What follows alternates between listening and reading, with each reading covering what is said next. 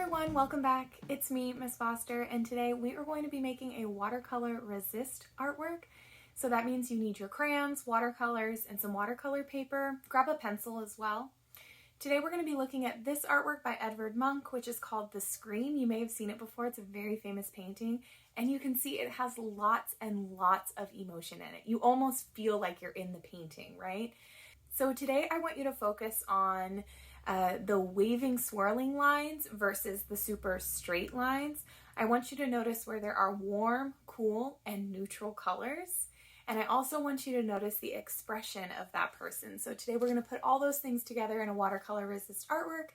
We're going to be making a self-portrait, so that means I painted and drew myself. I want you to draw yourself. And then we'll go ahead and add some of those details that we see in the original artwork, The Scream, as well. So go ahead and grab your materials and let's get started.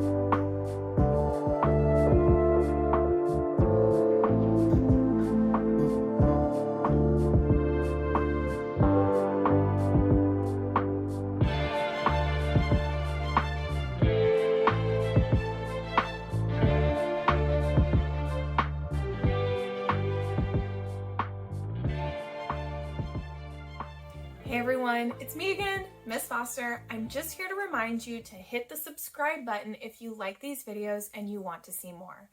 I also want to remind you that these videos are created in partnership with Painting Pandas, which is an awesome nonprofit organization here in Austin, Texas, that provides free art instruction and free art supplies to any kid who needs them. If you would like to learn more, donate, or sign up for a live class with me, go ahead and click the link that's in the description below, www.paintingpandas.org. All right, I'll see you next time.